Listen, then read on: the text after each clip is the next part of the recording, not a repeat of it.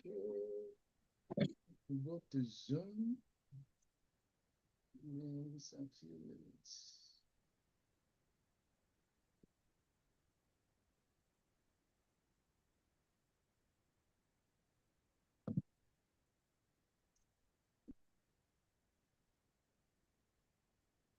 Okay.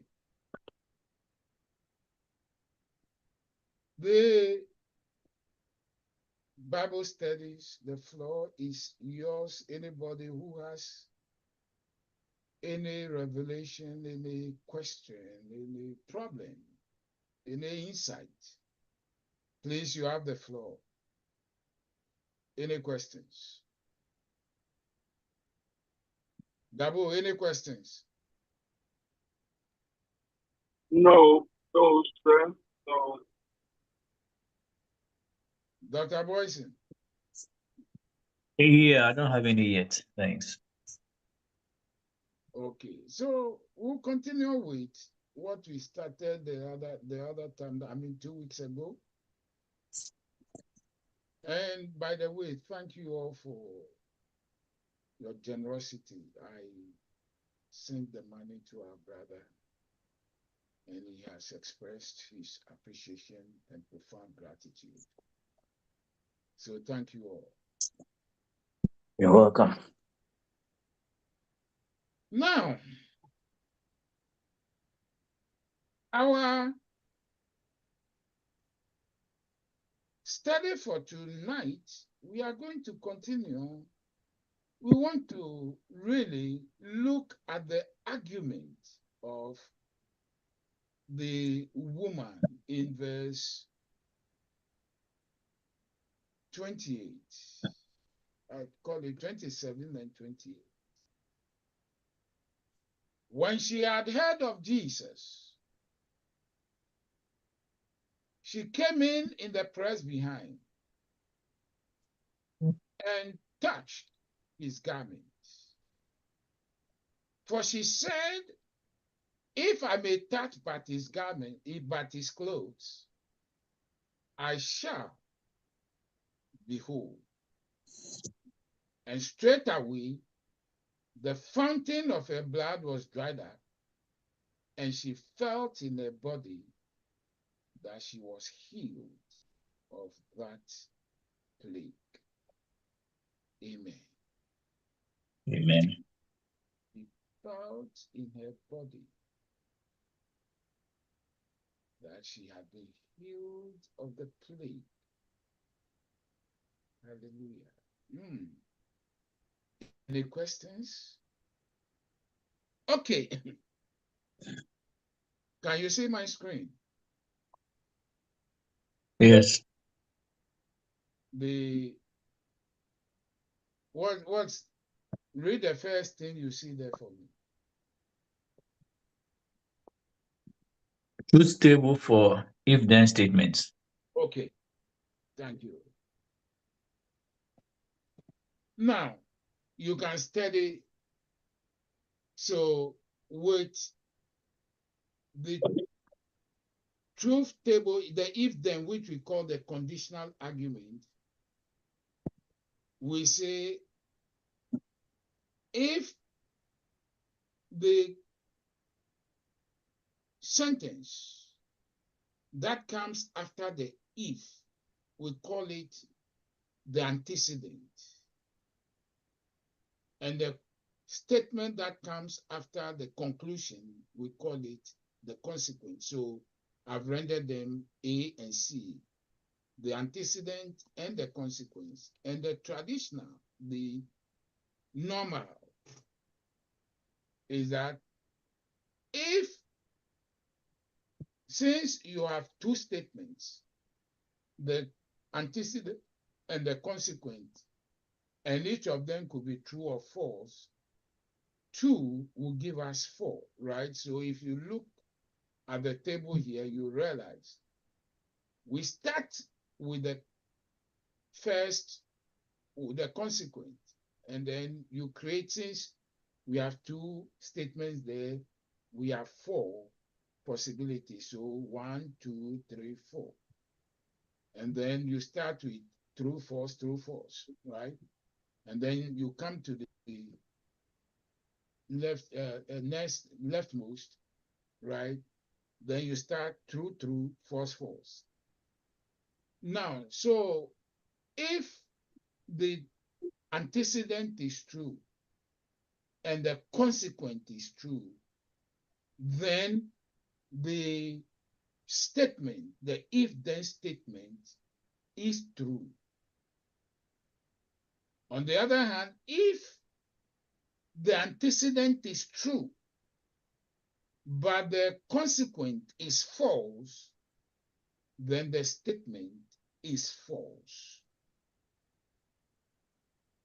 If, on the other hand, the antecedent is false, but the consequent is true, then the statement is true. And then finally, if the antecedent is false and the consequent is also false, the statement is strangely true. So the only time that an if-then statement will be false is when the antecedent is true, but the consequent is false. With that understanding, let's come here to the second one, and there we put in the woman's statements, right? She said, I have to touch Jesus's cloth. Obviously, I've rendered it into a declarative statement, right? I have to touch Jesus's cloth, which means to be true or false. I shall be whole, right? True or false. So if we start from the consequent side, right? If the antecedent for the first is true, which is that the woman has to touch the Jesus's cloth, right?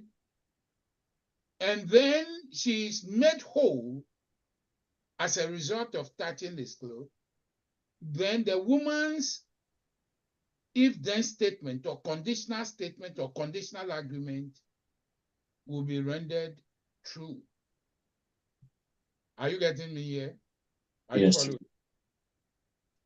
But if the woman was able to touch, but she didn't get wholeness or she didn't receive wholeness, then that whole statement she made will be false, right? However, if she was not able to touch Jesus's clothes, yet was made whole or received wholeness, then the whole statement will be true. On the other hand, if she didn't touch Jesus's clothes and she was not made whole, the statement was still true, just that it didn't materialize. Now, with that, let's look at what actually happened when the woman touched Jesus's clothes, right? So here, the woman touched Jesus's clothes, but she didn't receive wholeness. She received healing. And as we've said, healing is different from wholeness. So her statement will be what? Would it be true or false? The if-then, the conditional argument she made. That would be false. That will be false. Oh, that will be false. Yeah. So the truth of the matter is, though she displayed high order thinking or logical reasoning, her knowledge didn't pan out. Her expectation didn't pan out. So her statement, if I may touch but his clothes, I shall be made whole, it was not true. It was not true. But she did get some results. Now, when she said, if I may touch his clothes, I shall be made whole. But she didn't receive wholeness from that action. But rather, wholeness came when she confessed. And then Jesus conferred it on her. Right? What message did Jesus send to her? Or what message can we glean as Jesus trying to put in our memory bank? What do you think?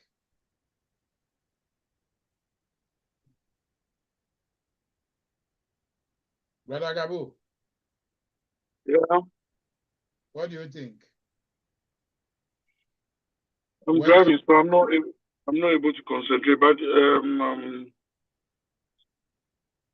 I'm not able to concentrate. Can we go again? What was the question? What was your question? One question is that the woman said, if I may touch his cloth, I shall be made whole. Mm-hmm. Then she touched his cloth. She was healed, but she wasn't made whole, which means her argument was false. Right? Her argument. Her statement, was it an argument or it was a statement? It was a statement, but put in an argument form. Right? Because she made declarative statements, and we call it conditional statements or conditional argument.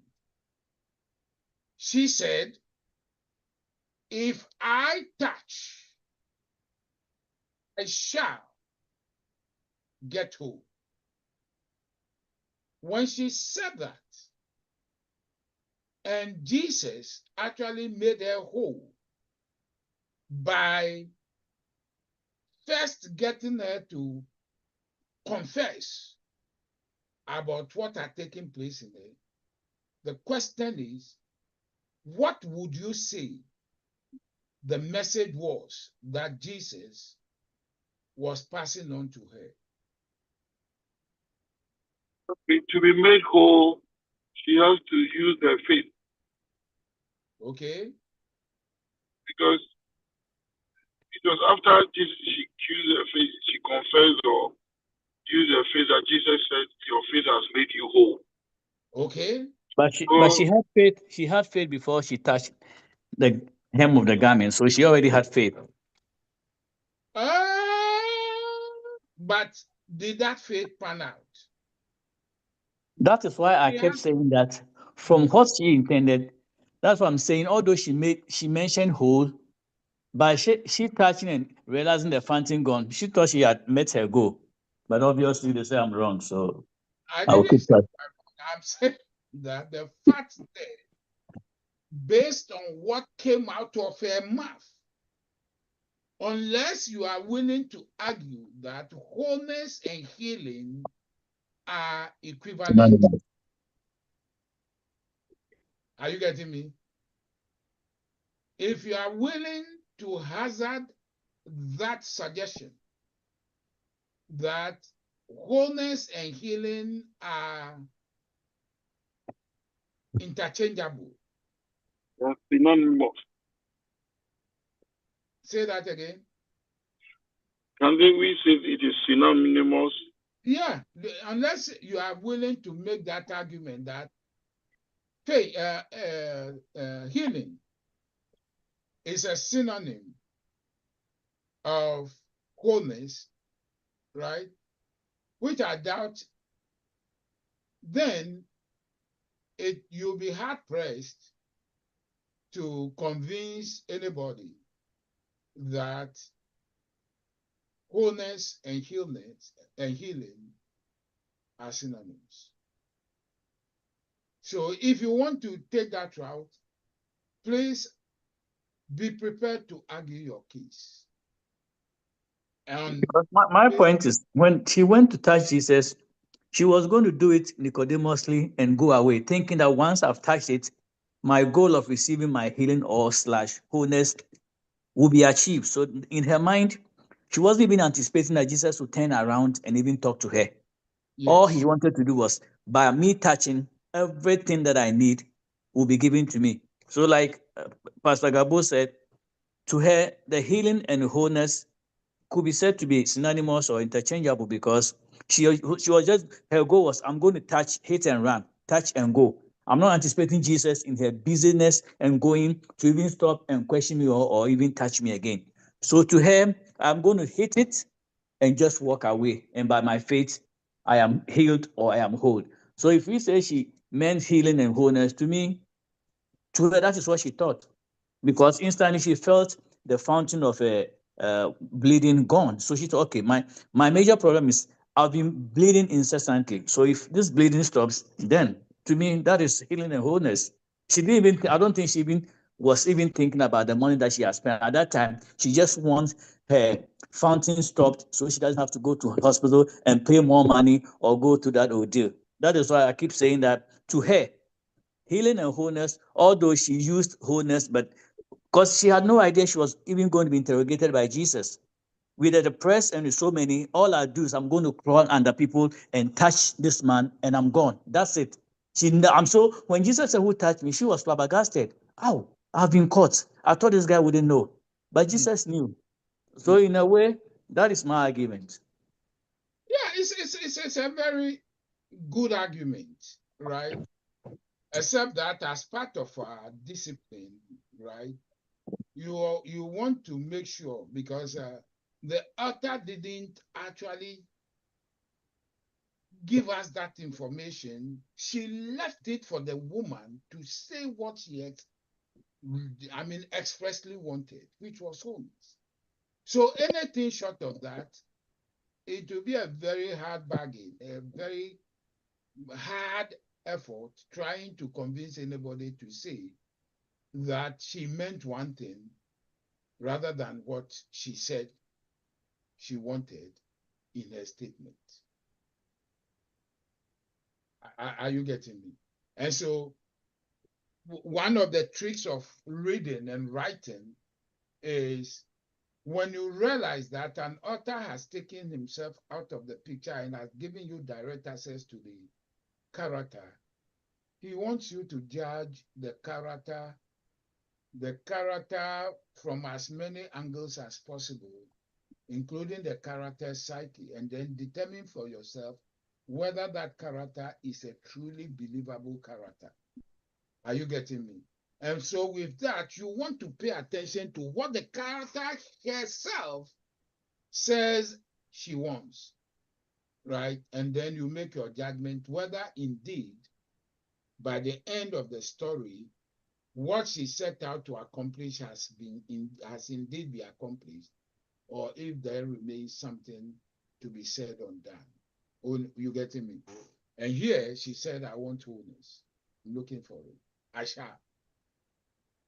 But she got healing. And that's where, if you are willing to make that argument that healing and wholeness are interchangeable, then lovely.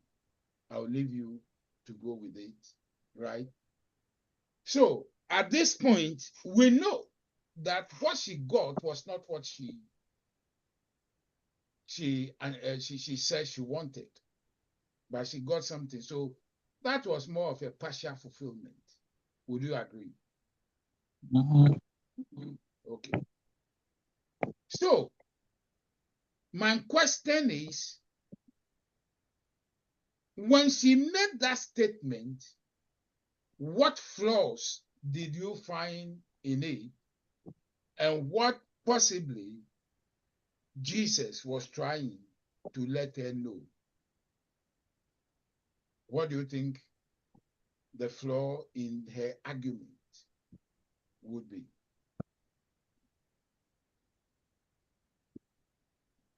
I think the flaws are that she wasn't specific, or she didn't know what healing and wholeness entailed in her description. She thought healing Yeah. was the same as wholeness. Okay. Yeah. Gabo, you have anything? Yeah. In the beginning, Jesus maybe was teaching her that he needs faith.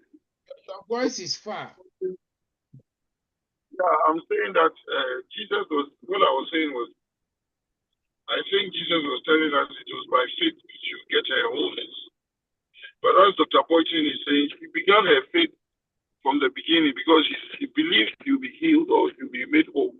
So her faith began from the beginning and it ended with her confession. And so I think but Dr. Boyton has brought it to her, my understanding that she had faith from the beginning. It wasn't that she didn't have faith and later she got the faith to get the wholeness. She had faith from the beginning. So I think that is fair. That is understandable. But my question still remains, when Jesus did what he did to get her the wholeness, right? What message did Jesus send her?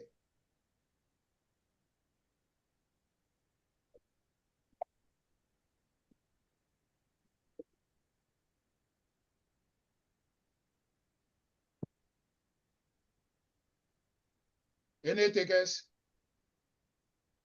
Okay, let me give you an insight. Do you realize that she based her wholeness on her actions? Yeah. How do you prove that? From what she said. If I should touch the hem, and she took the action and went and touched. Okay. When she said, if I touch, I shall be made whole, she reduced wholeness to an act of, to something that one's works can accomplish. Do you realize that? Yeah, we can accept it. But if she does the work of it. Yeah. Dr. Weston, would you agree? When she said, if I touch his cloth, I shall be whole, right? Yes. She reduced everything to what she would do, which actually would boil exactly. down. Yeah, she didn't factor in what Jesus will contribute to make it whole. Yes. Right? So Mark was trying to put something across. When Jesus did what Jesus did, Jesus wanted to correct some faults of some falsehoods, right, in her. She wanted her not to take away or go away with the understanding or thinking that works will bring you wholeness. Even if the wholeness was derived from Jesus. Right? Because if you look at her statement, she literally said, I determine my touching the cloth, which means she had to initiate the process of wholeness. And once she initiated that, wholeness was guaranteed. Are you getting the picture? Yes. And so, when she did that and still didn't get the wholeness, But she got the wholeness when Jesus did what Jesus did. What message did this woman take away with respect to wholeness? Yeah, I think she came to the conclusion that what I thought I was looking for, the finality cannot be achieved by myself, but then it has to be achieved by a higher power or the person I'm going to touch. So I think she had a misconception that, okay, what I said I'm going to get, that's exactly, I mean, that's why Jesus commended her for her faith. She had faith. But the actual thing is that being whole, like you've said already, doesn't come from the woman. Jesus has to top it up for you. Jesus has to do the wholeness to make you complete. Yes. So let's come back to the truth table, right? She, if you look at it, she touched Jesus. Did she get wholeness? Initially, not. Yeah, what she And so, what she got was actually healing, not wholeness. yeah, so we can say, based on what you are looking on the screen, the results of the woman's actions, the lesson she learned will be that wholeness is not the result of touching. Do you get the picture? Yes. Which means she still could have gotten her wholeness without having to touch Jesus.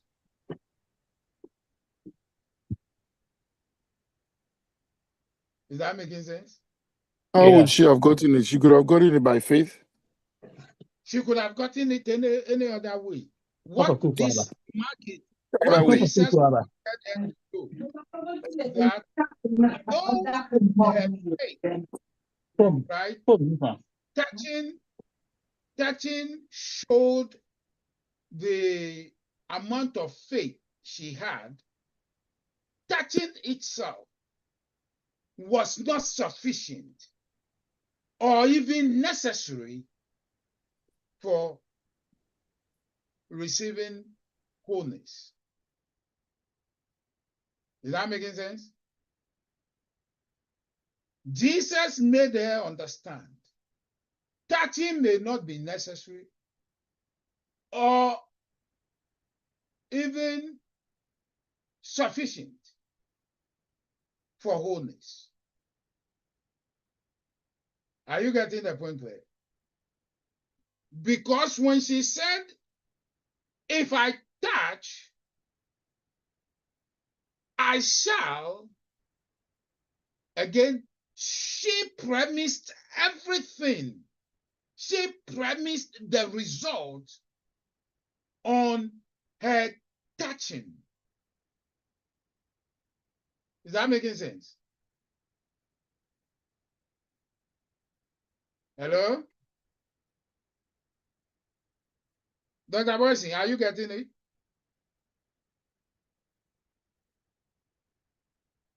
Yes. Yeah. Brother Gabo? Minister Gabo? Yeah, I just go home. Yeah, I just go home, bro. I don't want to disturb the whole thing. Yeah. No, but we are only three, so anything and everything you say is vitally important. Yeah, so Jesus corrected her mistaken belief that wholeness required touching.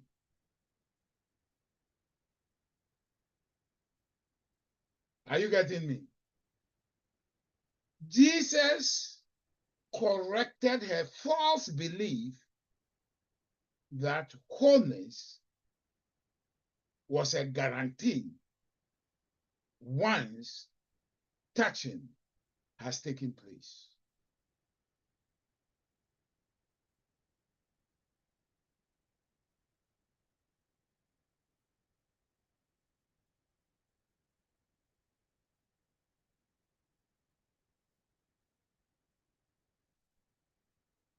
Any questions?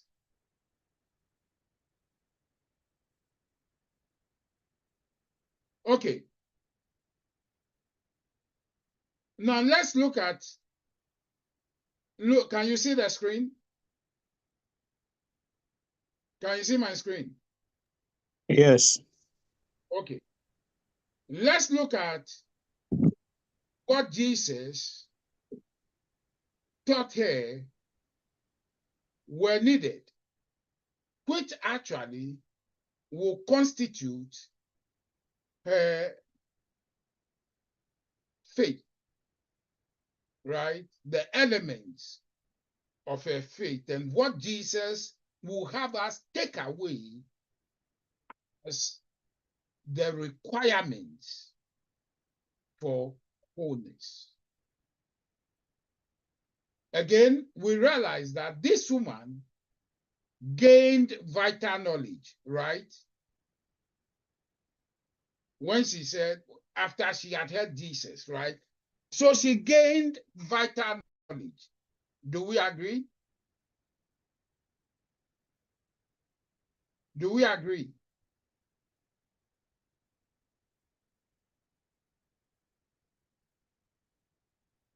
Pastor Dr. Wesley, do we agree? Continue, yeah. Okay. She gained vital knowledge. So we know, or we can say, that faith requires knowledge. Faith is not something you do in the blind, right? You don't do it in a vacuum. You act based on knowledge. Your faith must be exercised and must be anchored on knowledge. The second thing, do we see planning in the narrative? Where can we see, what facts in the text can we pinpoint to say that faith requires planning? I mean, she Do you have showed the us Bible? she showed us a strategy that she was going to use. Okay, and what is that? That if I may but Yeah, touch the hem of his garment. yeah. I shall be whole, right? Would you agree that indicates an act of planning? Yeah. It's an act of Yeah, planning. She I mean, planned it. say it with confidence. Or Yeah, I mean, she planned it because she thought okay, about it. She executed it well, and she got yes. healing. And so the planning here involved what? Touching. It involved what? Relocating her steps or redirecting her steps to where Jesus was, right? And then looking for a way to come close to where Jesus would be, and indeed touching him. That would be the planning, right? So one way or the other, the gospel writer has made us to understand that knowledge is required, planning is also required, right? Mm-hmm. In exercising faith. Mm. Then the third thing is what? Execution. Mm-hmm. What or which facts in the text can we pinpoint to indicate execution on this woman's part? It says immediately she touched the hem of Jesus' garment, she got healed. Yeah, so the fact that we were told she came behind the press and touched his garment, so yeah, that would be execution, right? Mm-hmm. So 3 ingredients in faith. 1 is what? Knowledge. 2 is planning. 3 is what? Execution.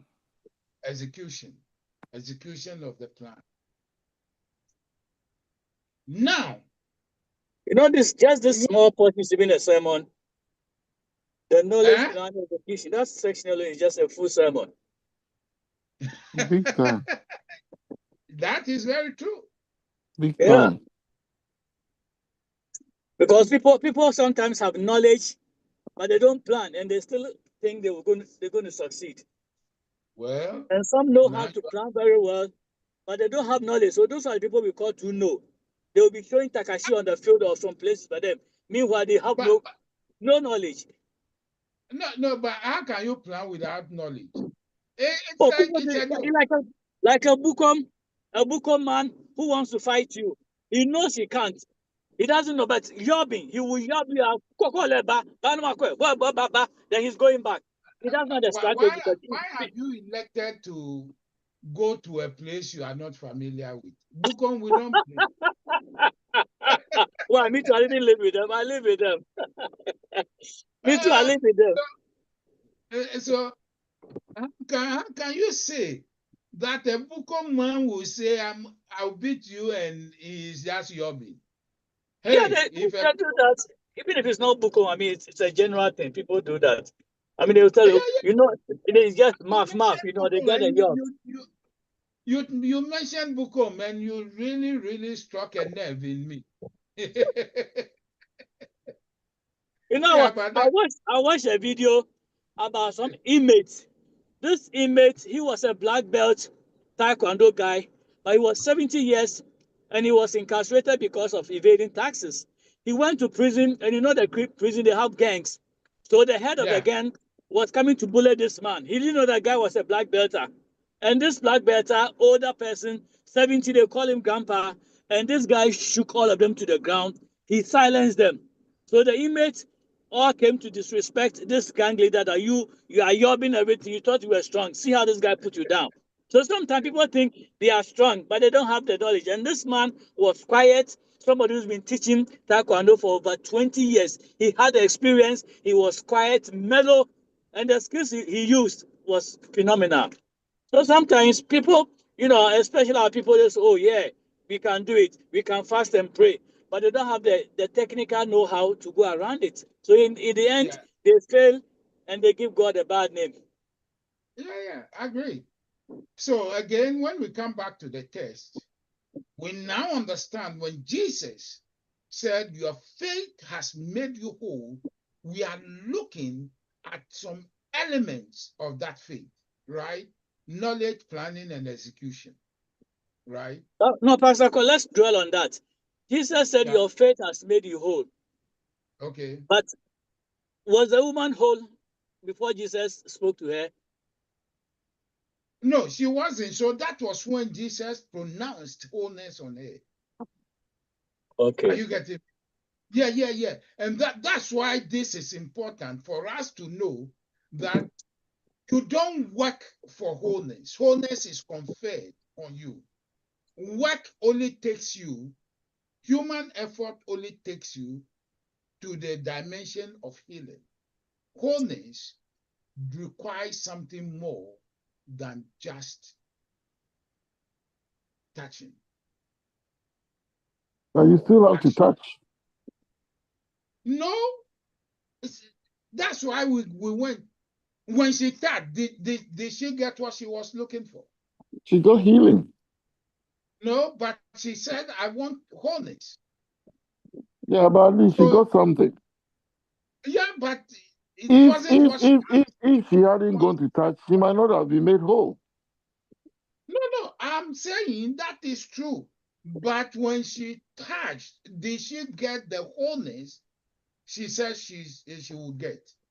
She got the healing which led to the wholeness. She said, I shall be whole. That's what I'm saying, that she got the healing before she got the wholeness. If she hadn't touched at all, she would have gotten nothing. Yeah, and that's why we are tracing the elements of wholeness, elements of faith, but not wholeness. Are you getting me? Because she said her faith got her wholeness. Yes, that's what we are saying. But it was not the touching that brought the wholeness. But she said, like how you are saying, faith includes all this planning and execution and things. If yes, she hadn't but gone to touch at all, Reverend, if she hadn't gone to touch at all, she would have not gotten her wholeness. And that is why Dr. Boyson's point 2 can be right, that the moment she touched, she got what she wanted.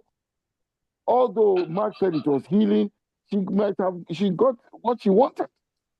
So if she hadn't, Dr. Akron, if she hadn't gone to touch at all, she wouldn't have even mentioned in the Bible.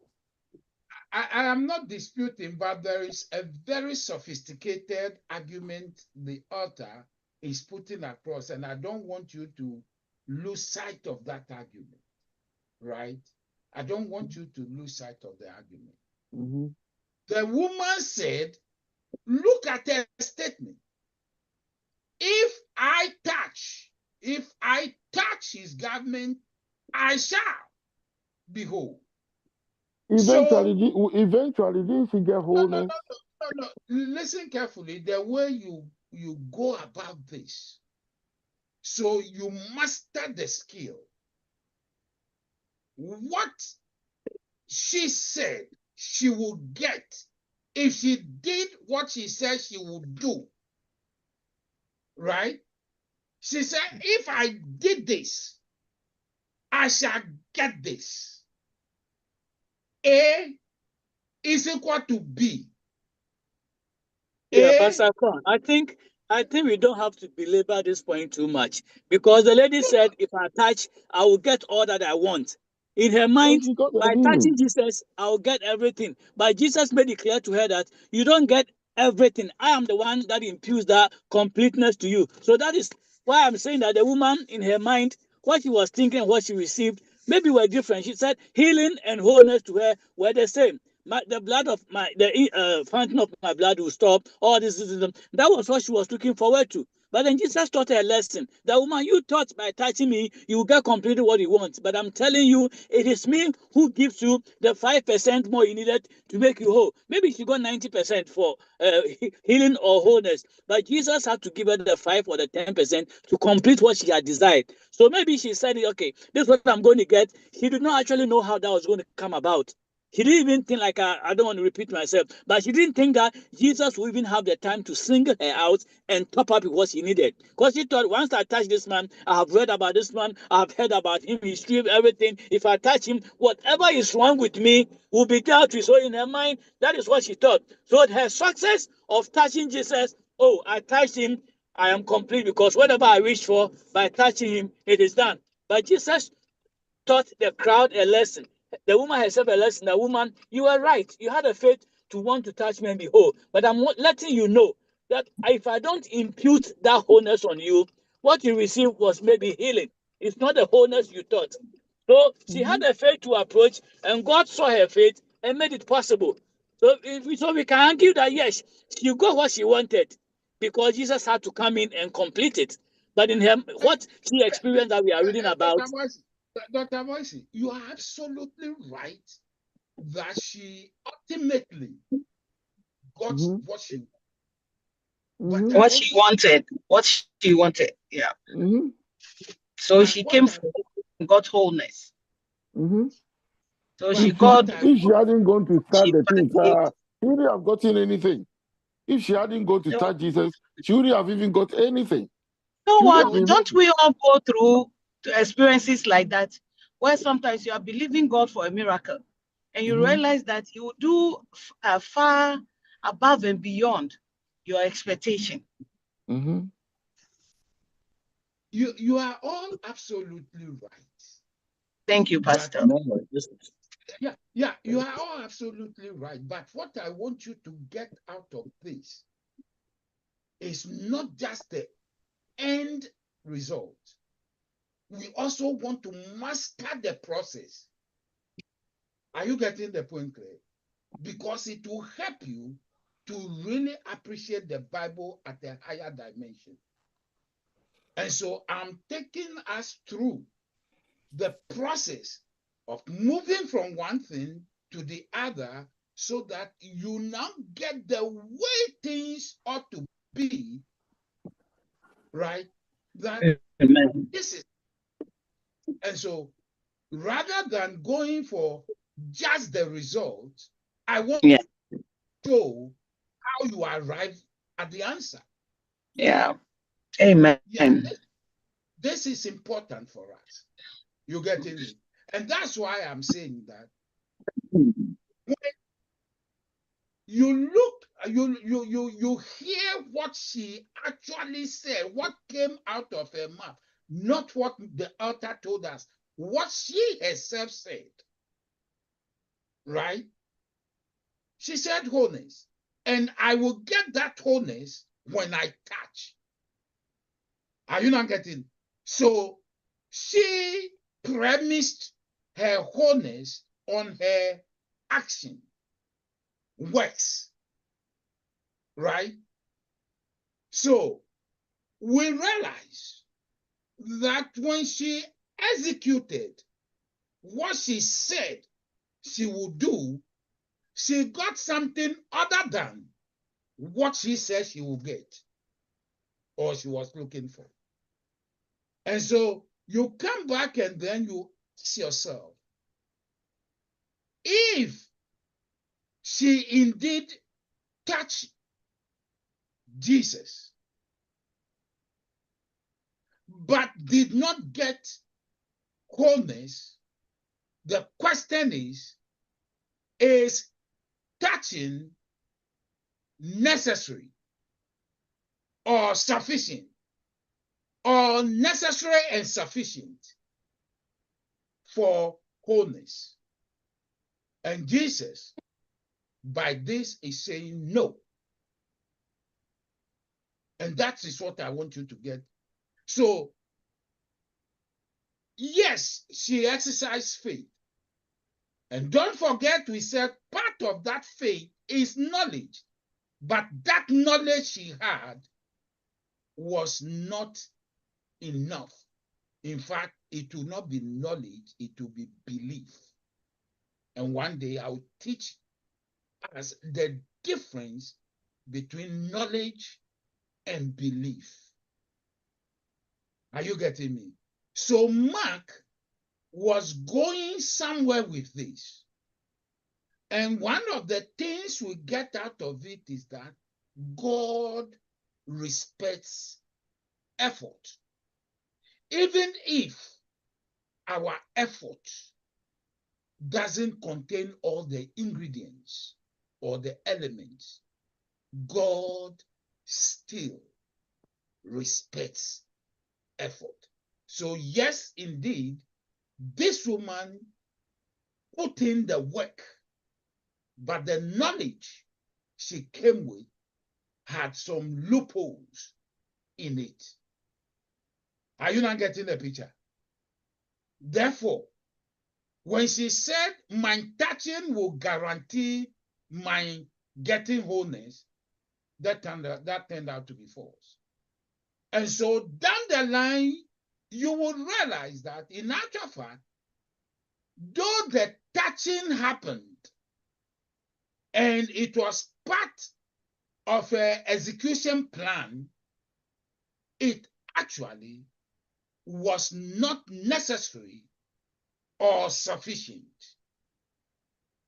Are you getting me? Something else was required for wholeness. However, by touching, she got healing. But healing was not what she was looking for. She was looking for something more than healing.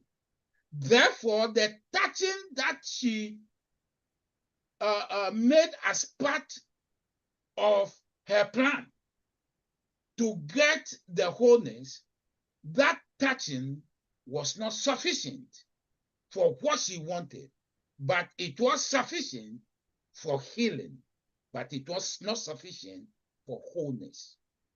Are you not getting the picture clear? Hello? So are you saying the touching was not necessary? For wholeness. So what was the requirement for wholeness? No. What was the requirement for the wholeness? A requirement for wholeness was Jesus is the one who grants it. And you confess, and then Jesus grants. Are you not getting the picture clear? Because, yes, when she touched Jesus's garment, she drew power. But that power only brought her illness. It didn't bring her what? Wholeness. Are you not getting the difference? So are you saying that we don't need to touch Jesus? We need to confess to get our wholeness? I am saying that she said touching guarantees wholeness, and it turned out not to be so. If she had said, if I touch his cloth, I shall be healed, then touching will be both necessary and sufficient for healing. But she said wholeness, and she didn't get wholeness by touching, but confession brought in the wholeness. Are you not getting the picture clear? Yeah, but I think Jesus met her on the platform of what she was actually desiring. That is the takeaway. That what she wanted, Jesus supplied it. So it's even possible if she hadn't touched Jesus' garment, I am sure that day, probably Jesus would have found some way to discover this woman, because the woman was so much in faith. Yes, she was so much in faith. Jesus would have found some way to call this woman out or do something. I mean, her faith was such that even when she wasn't able to touch, Jesus would have found some way, just like Zacchaeus was on the tree. Jesus was passing by. I mean, he only said, okay, I'm going to hide there and just see this man pass. But just his thoughts and the prayers, Jesus went beyond and said, no, not only are you thinking about just seeing me pass, but I want to sleep in your house. So sometimes our faith takes us to a point where Jesus or God will add even what we hadn't even imagined. So I think that is the bit. Dr. Boyson, you've actually made my point. Thank you. The point, therefore, is that Jesus still could have given her the wholeness without her having to touch him. Are you getting the picture clear? So, but she premised her wholeness on her touching. Are you getting me? So, Mark the author is simply trying to teach us something. That, oh yes, the touching brought her something, but that something was not what she said she was looking for. And therefore, what she was looking for could not be gotten by just touching. But Jesus stepped in to teach what actually one would need for what? Wholeness. And which is, you confess what he has done for you, and then he adds that element to what you get in the first case. Are you getting me? Which means part of getting wholeness is by proclaiming to the world that Jesus is the one who makes solutions possible. Is that making sense? Hello? Yes, yeah. Well, we are thinking about it. We are trying to. So the way you work it out is this. Yes, she touched. Vital. Right? But it didn't get her the ultimate. And then she learned what you need to do to get the ultimate, which was confession. Is that making sense? Secondly, that your actions, your works will not guarantee you wholeness. They will get you some result, but that result is not wholeness, because wholeness is conferred, is granted. It is not earned. Mm. Are you not getting the picture clear? Mm-hmm. Yeah, this used to be your next message when you go to Ghana. That planning thing, that's deep. That is deep. Say that again. I said that portion of the message should be your next preaching message when you go back to Ghana. The planning, the execution, and all that. So that's a very neat, message.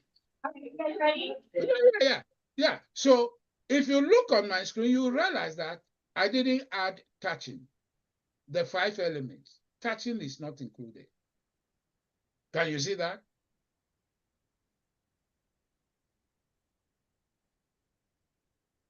Can you see that? Yeah. Yeah. Which is therefore to say that, and Dr. Boyce said it so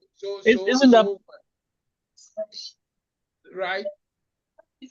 All that again. That was required for her to get wholeness was to confess Jesus. Are you not getting the point clear? Touching. But the touching was the means, was the vehicle, the means by which she wanted to reach out to Jesus. That was the only means she could reach out to Jesus. So I don't know why you left that out. I think it's a very important tool. No. Again, it could have been. Don't forget, somebody came to Jesus and said, Jesus, my servant is sick. Jesus said, I'll go with you. Then the centurion said, you don't need to come. Speak the word only, and my servant shall be healed. Was a servant healed? Yes. Thank you. So, touching is not necessary and maybe not sufficient. Jesus can still grant wholeness even if there has been no touching. So you have to confess that Jesus has healed you, or what is the confession part? Yes, and yes. Even if you have not been healed, if you have not gotten the results. Don't forget, the woman got the result not because she touched. Get the picture. It is just that she believed in Jesus. She believed and she confessed. Yes, and then the wholeness came when she confessed that she had been healed. Pastor, I don't think we need to leave the touching aspect, not included, because if you look at the press that were, towards Jesus, this woman realized that I can't get an appointment to talk to this man and explain my problem. I can't even get closer to him. But just everybody is touching. So if I can just, pass by and touch his garment with all that power. So the touching aspect is a strategy she used. Because there was no way Peter would even allow her to go and talk to Jesus. Jesus, this is my problem, please. I get you, but that is where now the apostles and their actions will give you clues. Because they said, Jesus, people are thronging you. They are touching you. Period. How come this woman, right? So the function of the disciples' behavior or their statements would give you the clue to understand that it wasn't the touching. It was the faith, the belief that she had. The touching may be her outward expression of that belief, but the touching itself was not necessary because other people were touching Jesus and didn't get anything. Are you not getting the picture? So it's not the touch. The touch was her way of expressing her belief. Are you getting the picture clear? Or her faith? Pastor Kron, I disagree with the aspect where you said it wasn't her touching and that other people were touching Jesus. The other people who were touching Jesus, they were just happenstance touching. They were just touching because it was no room and they were touching. And this woman, this woman's touch was unique. But whether it was unique or not, it was still touching. And this is a different form of touch. This is a different form of touch. I don't know what that would mean. Yeah, I think I've written an article before called "A Touch That Touched Jesus." She touched, but this touch touched Jesus so much that he sucked power from him, and he felt it. The other people, they were just touching because there was no room for them. So obviously they would hit him and try to shrug it away too. So this touch was fully orchestrated. It was spread upon. It was, what is the legal term? I get you, Dr. Boyson. But again, when you are looking at a narrative, a text, try to appreciate the role or the actions of the characters and try to understand what part that does the character's action perform in pushing the story forward to a conclusion. And you realize that when the disciples who had been the closest to Jesus, say that again. Dr. Boyson, you were saying something. He's talking to his family. Oh, okay. Okay. So Gabo and I'm sorry, I pick up my case from gymnastics, so I was talking to. Okay.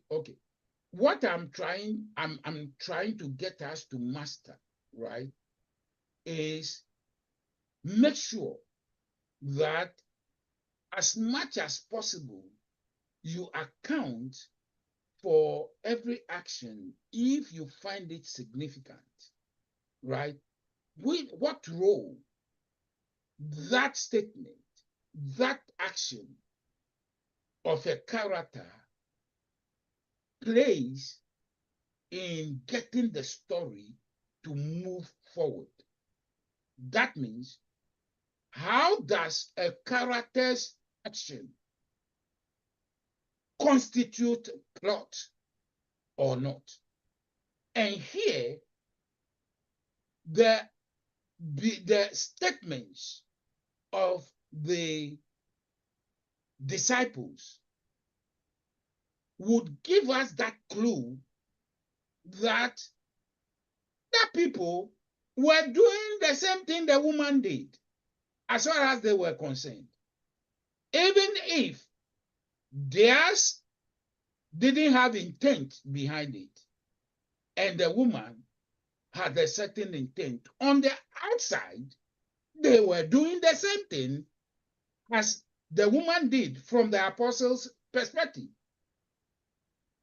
Are you getting me? And then you will realize that, oh, the apostles just didn't react for reaction's sake.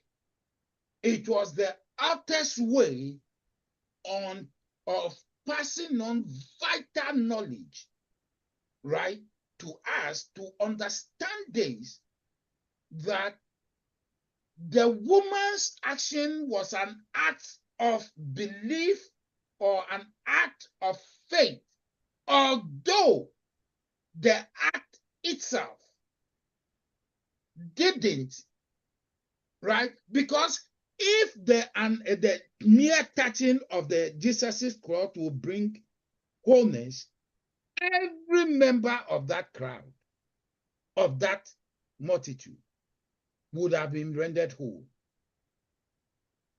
Are you getting me? So other people were not touching Jesus. They were not touching. They hadn't said in their heart.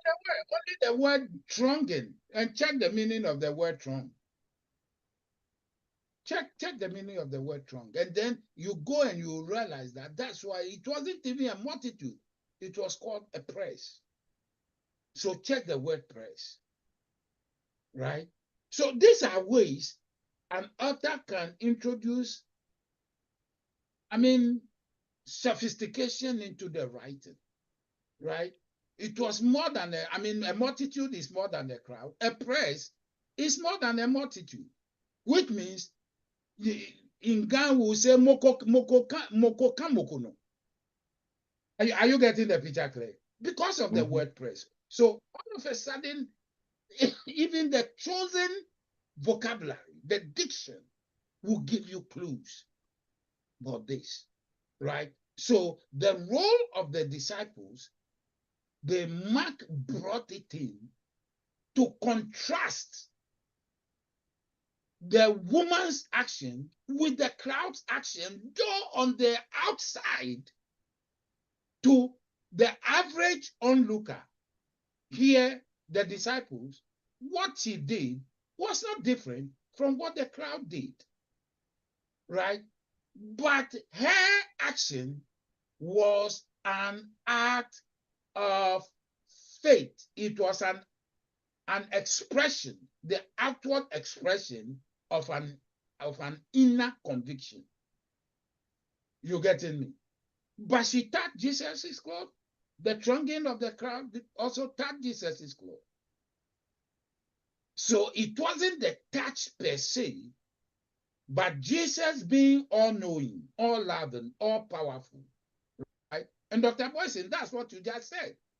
Jesus would have found a way to bring her the relief she was looking for, even if she didn't get the chance to touch. Is that making sense? Right? So again, we are learning the tricks of writing and how to do your appreciation of a text. Gain that mastery. Is that okay? I think we can end here. Does anybody have any questions?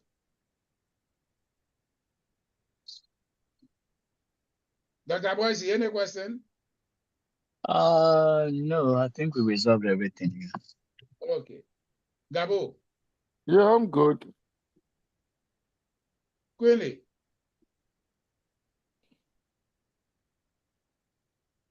Okay. Quick question. So if Jesus was too busy, are you hearing me? Yeah, I'm here. We are listening. If Jesus was too busy trying to go to the centurion's house and he didn't even bother to turn around and question this woman, what kind of healing or wholeness would she have gone home with? Just the healing? Yeah, possibly. Right? Because if Jesus had not reacted the way he did, for this woman to come trembling and confessing, she still would have gone with her healing. But the other aspects of wholeness, she wouldn't get. Is that making sense?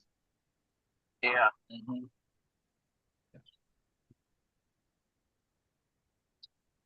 Okay.